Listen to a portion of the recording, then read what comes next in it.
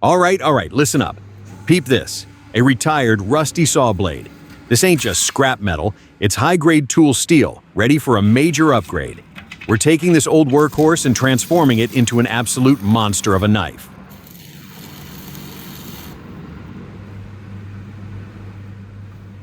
Next up, we're stacking these steel pieces like a Philly cheesesteak. The secret sauce to Damascus is layers. We stack the saw blade with new steel to build up that strength and pattern.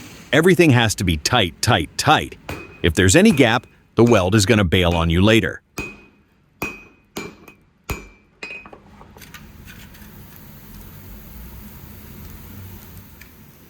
If watching raw metal turn into something epic gets you hyped, smash that follow. More fire's coming. Get that billet into the furnace. Once it hits that money temperature, bright orange, almost yellow, we sprinkle the fairy dust, which is borax flux. Why borax? It's the cleanup crew. It melts, protects the steel from oxygen, and lets the layers smooch together. Look at that glow, man. Sparks are flying. The forge is eating well. Over to the hydraulic press. Presses are like the gentle giant. They squeeze, not smash, which is clutch for those first welds. Slow and steady wins the race. If you rush this, the welds will split like a bad breakup instead of bonding. Gotta take your time, guys.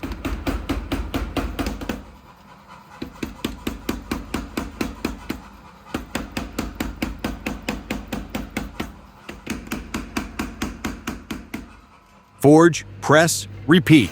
It's the grind. Now we twist the rod when it's hot. That's how you get that sick rope-like Damascus pattern.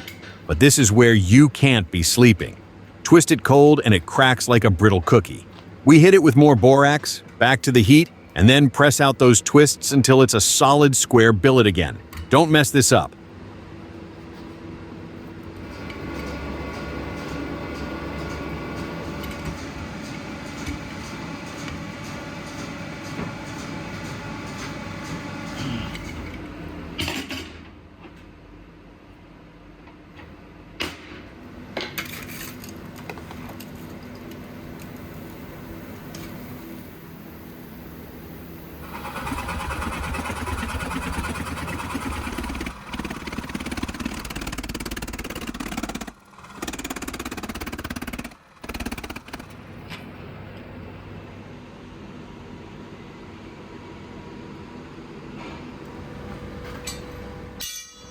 Time for the cleanup crew, grinding that scale off the billet to see the shiny metal. This is the litmus test for the welds. Then I measure, cut the billet into pieces, and stack it up again for more layers. It's the same logic a carpenter uses. Clean surfaces stick. Messy surfaces? They bounce. We're multiplying those layers like a calculator.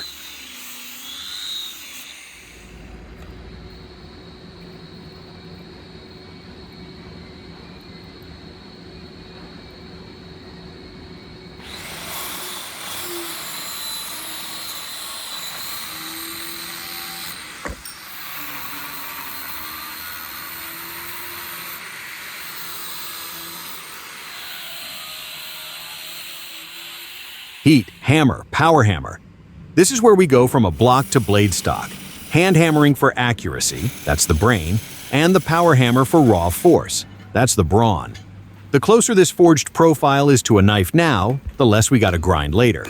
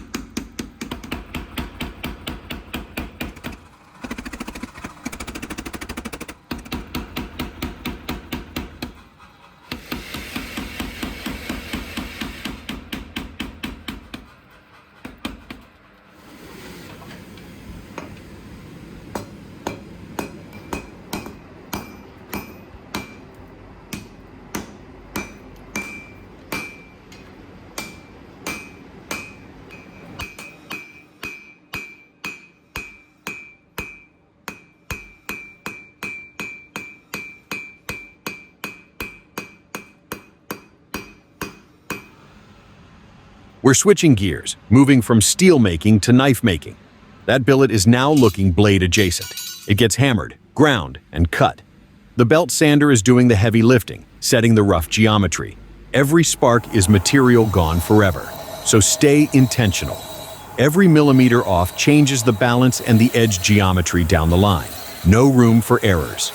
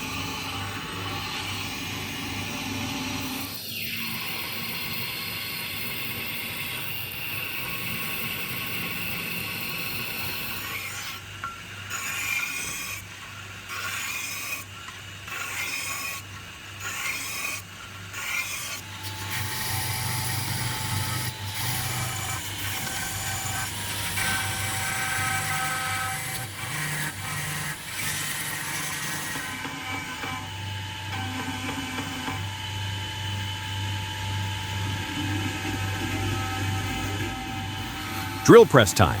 We're drilling the holes in the tang. That's where the handle pins go. Crucial step. Crooked holes mean the handle scales will look janky. After drilling, we clean the edges, spray water to cool it down, then hand sand it flat. A clean start is half the battle.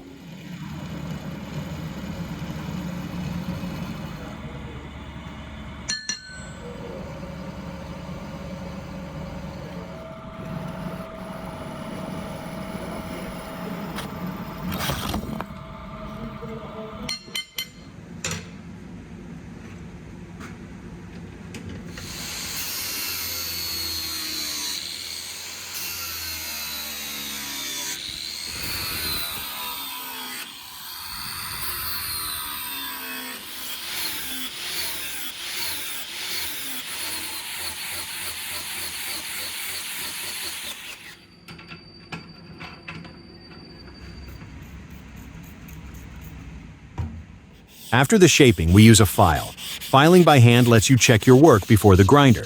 It cuts slower and truer, getting those bevels looking crispy. Then, back to the furnace for the big kahuna, the heat treat. The blade hits critical heat for the final test, the quench.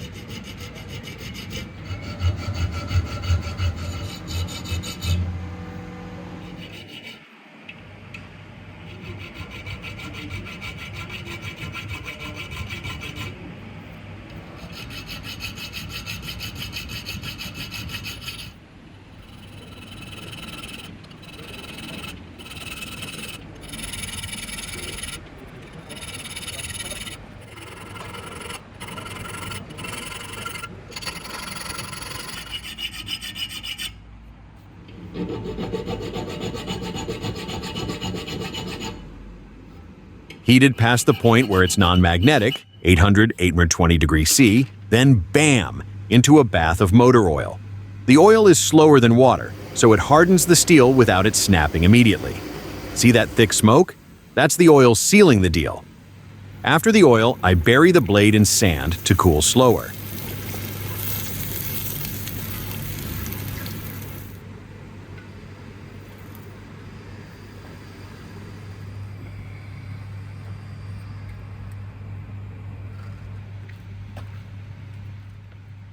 Cleaning up the hardened blade. Now the steel feels different. It fights back.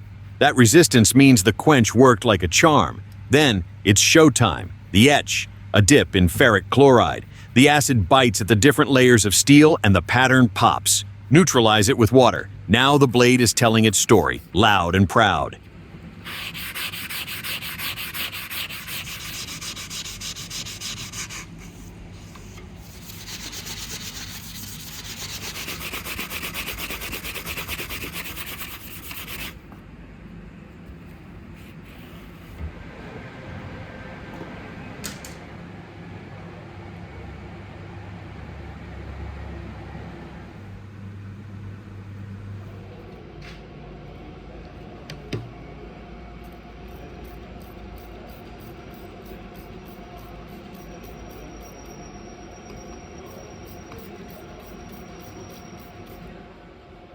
Time for the handle. Tape up the edge. Safety first. We trace the outline on a block of wood. The bandsaw cuts the scales, the grinder flattens them. It's like making two perfect puzzle pieces that fit the tang. You dry fit before glue up, always. Epoxy doesn't forgive mistakes. Trust me on that.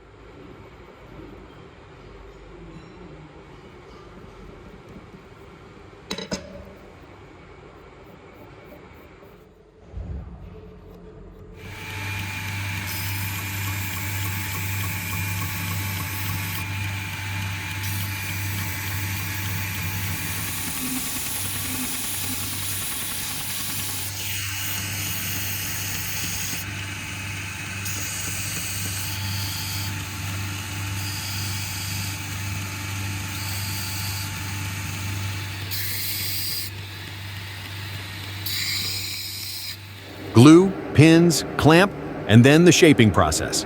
Grinder for the bulk, file for the fine-tuning. This handle has to feel right. It's got to be an extension of your hand. Harsh edges? Get out of here. Smooth flow? That's when you know the handle is vibing. Every sanding pass makes it more comfortable, more money.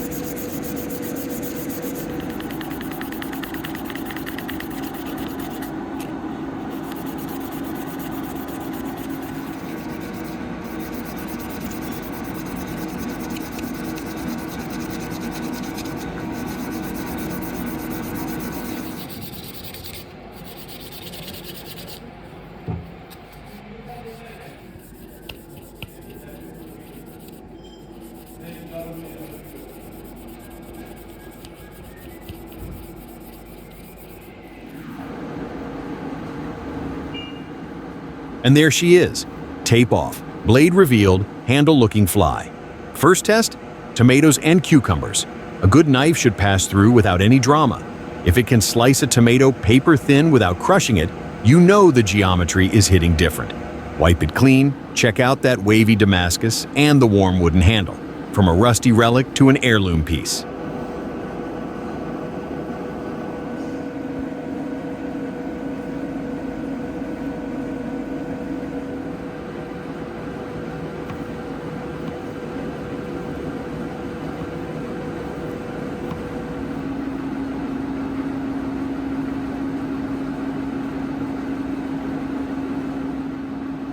Yo, bro, don't just stand there. Hit that follow and let's turn more scrap into straight-up legends. Every hammer blow, every weld, every smoke cloud is locked in that steel.